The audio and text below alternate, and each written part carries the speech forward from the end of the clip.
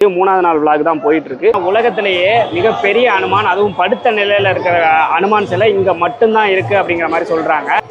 வேணி மாதவர் கோயில் கண்டிப்பா இங்க வந்தா போயிடுங்க. ஏன்னா நம்ம காசி யாத்திரையில வேணி மாதவர் கோயில் மஸ்ட் இம்பார்ட்டன்ட். இந்த கோவிலுக்கு வந்து வணங்காம போனீங்க அப்படின்னா நீங்க புனித நீர் ஆடினதுல எந்த பலனுமே இல்லை அப்படிங்கிற மாதிரி சொல்லியிருக்காங்க. இப்போ வந்துட்டு பாத்தீங்க அப்படின்னா நம்ம மூணாவது நாள் நம்ம வந்து வீட்டுல இருந்து கிளம்பி 3 நாள் ஆச்சு. மூணாவது நாள் விளாக் தான் போயிட்டு இருக்கு. ஸோ அந்த 3 நாள்ல வந்துட்டு நேற்று நைட்டு தான் நம்ம வந்து இங்கே வந்தோம், பிரயாகராஜுக்கே வந்தோம். 2 நாள் பயணம் வந்து ட்ரெயின்லேயே போயிடுச்சு. ஸோ இன்னையிலேருந்து பார்த்தீங்க அப்படின்னா இன்றைக்கி வந்து இந்த பிரயாகராஜை சுற்றி பார்க்க போகிறோம். இங்கே எப்படி வரணும் அப்படின்றதெல்லாம் ஆல்ரெடி நம்ம சொல்லியிருக்கிறோம். இங்கே வந்து நீங்கள் பிரயாகராஜில் ஃபஸ்ட்டு திரிவேணி சங்கமத்தில் குளிச்சுட்டு அடுத்து எங்கெங்கே போகணும், இங்கே என்ன இடம், எந்தெந்த கோயிலுக்கு போகணும், நீங்கள் இது குளித்ததுக்கு அப்புறமேட்டு கண்டிப்பாக வந்து நம்ம ஒரு கோயிலுக்கு போகணும். அந்த கோயில் என்ன அப்படிங்கிறதையும் நான் சொல்கிறேன். நாளைக்கு கயாவில் என்னென்ன பண்ண போகிறோம், கயாவிலேருந்து காசிக்கு எப்படி போகிறோம் அப்படின்றது எல்லாத்தையுமே நம்ம வரிசையாக பார்க்கலாம். இந்த மாதிரியான இன்ஃபர்மேஷன் அது மட்டும் இல்லாமல் விளாக்லாம் நீங்கள் பார்க்கணும்னு நினச்சிங்கன்னா மறக்காம நம்ம சேனலை சப்ஸ்கிரைப் பண்ணி வச்சுக்கோங்க. இப்போ பார்த்தீங்கன்னா க்ளீன் பண்ணுறதுக்கு வந்து மிஷின் எப்படி யூஸ் பண்ணுறாங்கன்னு பாருங்கள். இந்த மிஷினால் தான் வந்து இவ்வளோ க்ளீனாக இருக்குது போல்.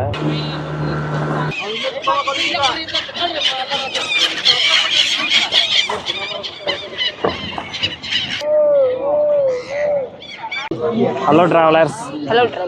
நம்ம வந்து அங்க ராமேஸ்வரத்துல வந்து 3 லிங்கம் வந்து பிடிச்சிருக்கோம். அதுல வந்து பாத்தீங்கன்னா சேது மாதவர், வேணி மாதவர், பிந்து மாதவர்னு சொல்லிட்டு திரிவேணி சங்கமம். அந்த வேணின்னு முடிவு பாத்தீங்களா, இங்க வந்து வேணி மாதவர் அப்படின்னு சொல்லிட்டு ஒரு கடவுள் இருக்காரு.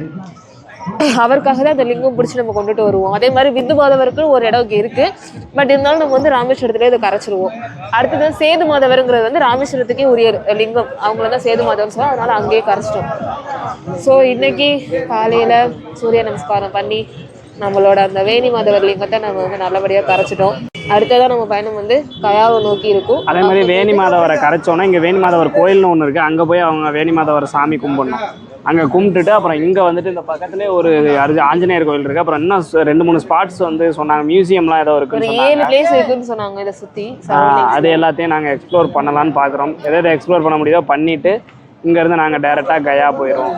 முடிஞ்ச வரைக்கும் நைட்டில் ட்ராவல் பண்ணுற மாதிரி இருந்துச்சு அப்படின்னா நமக்கு வந்துட்டு நைட்டில் ட்ராவல் பண்ணோம் அப்படின்னா ரூம் ஸ்டே வந்து மிச்சமாகும். ஸோ அதனால் இங்கே ஈவினிங் வரைக்குமே வந்து இங்கே சுற்றி பார்த்துட்டு அதை ஈவினிங்க்கு மேலே கயா போகலாம் அப்படின்ற ஒரு பிளானில் இருக்கோம். பார்ப்போம் எப்படி நடக்குதுன்னு. நம்ம தீர்த்த நீராடிட்டு வர்ற வழியிலே பார்த்திங்க அப்படின்னா வந்துட்டு சாப்பாட்டுக்கு வந்துட்டு ட்ரை பண்ணி பார்த்தோம். ஹோட்டல் எங்கேயுமே கிடையாது இல்லை.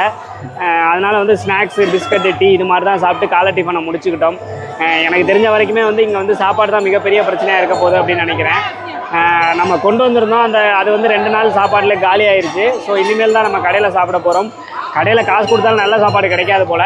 ஸோ ஸ்நாக்ஸ் மட்டும் சாப்பிட்டு வர்ற வழியிலே பார்த்திங்க அப்படின்னா பெரிய கோவில், அந்த கோவிலில் தான் இப்போ நின்றுக்கிட்டு இருக்கோம் பாருங்கள், படே அனுமான் கோவில் அப்படின்னு சொல்லிட்டு.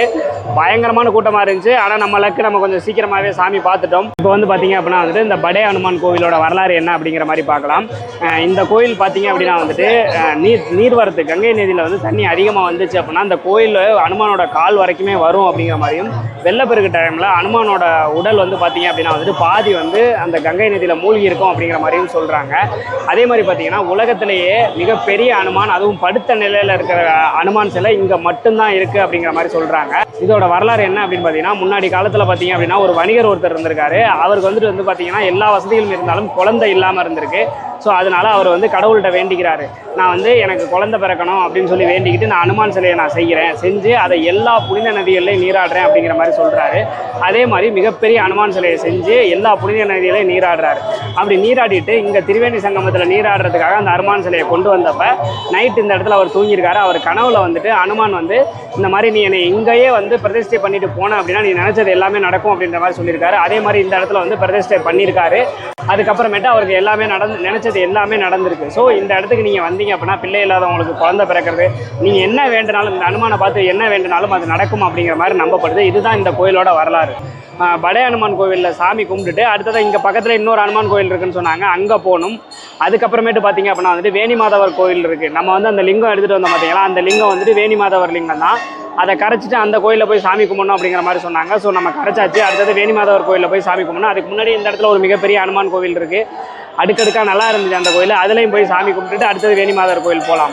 ஆனால் விளாகு, இன்ஃபர்மேஷன் இதெல்லாம் வந்து நீங்கள் தெரிஞ்சுக்கணும்னா மறக்காம நம்ம சேனலை சப்ஸ்கிரைப் பண்ணி வச்சுக்கோங்க. குறிப்பாக கம்மி பட்ஜெட்டில் வந்து நீங்கள் வந்து ஊர் சுற்றணும், புண்ணிய ஸ்தலங்களுக்கு போகணும்னு நினச்சிங்கன்னா மறக்காம நம்ம சேனலை ஃபாலோ பண்ணிக்கோங்க.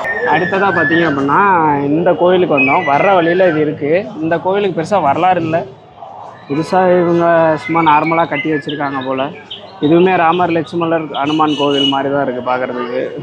அடுத்ததாக பார்த்தீங்க அப்படின்னா வந்துட்டு நம்ம அந்த படை அனுமான் கோவில் பார்த்தோம். அதுக்கு அடுத்தது பார்த்தீங்க அப்படின்னா வந்துட்டு இந்த இடம் தான். இது வந்து பார்த்தீங்க அப்படின்னா வந்துட்டு நம்ம தமிழ்நாட்டில் இருந்து வந்து கட்டியிருக்கிறாங்க.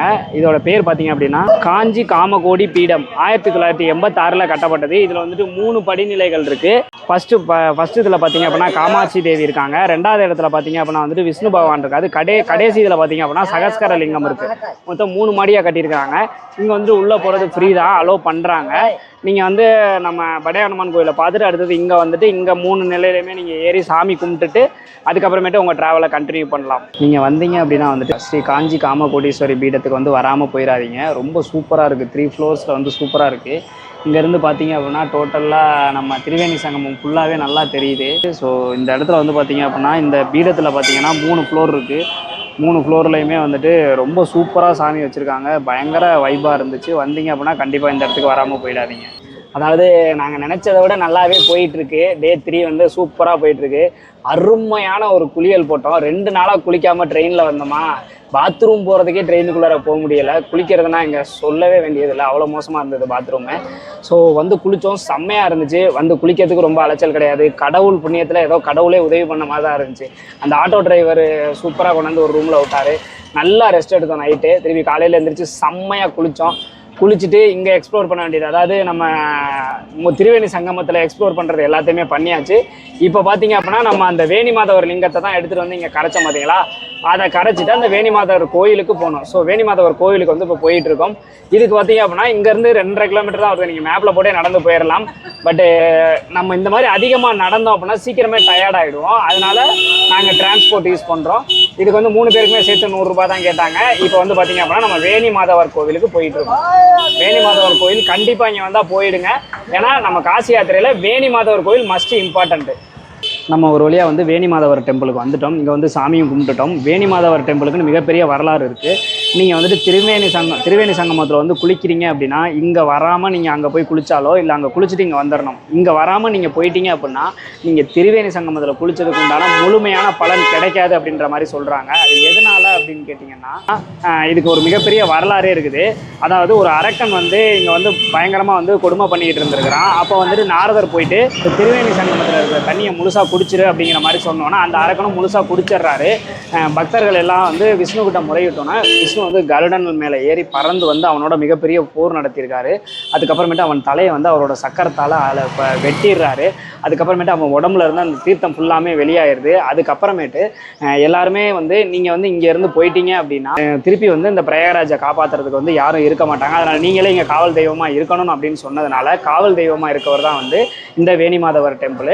அதே மாதிரி நம்ம இந்த வேணி மாதவருக்கு அப்படிங்கிற மாதிரி ராமேஸ்வரத்தில் ஒரு லிங்கம் பிடிச்சி இங்கே கொண்டு வந்து அதை தான் வந்து இங்கே வந்து நம்ம கரைக்கிறோம். ஓகேங்களா. இதுதான் வந்து இந்த கோவிலோட வரலாறு. கோவில் ரொம்ப சின்னமாக தான் இருக்குது. வரலாறுல எப்படி சொல்லியிருக்காங்க அப்படின்னா இந்த கோவிலுக்கு வந்து வணங்காமல் போனீங்க அப்படின்னா நீங்கள் புனித நீர் ஆடினதில் எந்த பலனுமே இல்லை அப்படிங்கிற மாதிரி சொல்லியிருக்காங்க. அதே மாதிரி இந்த வேணி மாதவர் டெம்பிளுக்கு ஆப்போசிட்லேயே ஒரு சின்னதாக சிவலிங்கம் இருக்குது. வந்தீங்க அப்படின்னா அதையும் வந்து கும்பிட்டுட்டு போங்க. இப்போ வந்து பார்த்தீங்க அப்படின்னா வந்துட்டு நம்ம காசி யாத்திரையில் இருக்கோம். காசி யாத்திரையில் எங்கெங்கே போகணும், எங்கெங்கே நீங்கள் கண்டிப்பாக மறக்காமல் சுற்றி பார்க்கணும் அப்படின்றது எல்லாத்தையுமே டீட்டெயிலாக சொல்லிட்டு இருக்கோம். இந்த மாதிரியான இன்ஃபர்மேஷன்லாம் தெரிஞ்சுக்கணும்னா மறக்காம நம்ம சேனலை சப்ஸ்கிரைப் பண்ணி வச்சுக்கோங்க. ஸோ இங்கேருந்து அடுத்து எங்கே போகிறோம் அப்படிங்கிறத அடுத்த வீடியோவில் சொல்கிறேன்.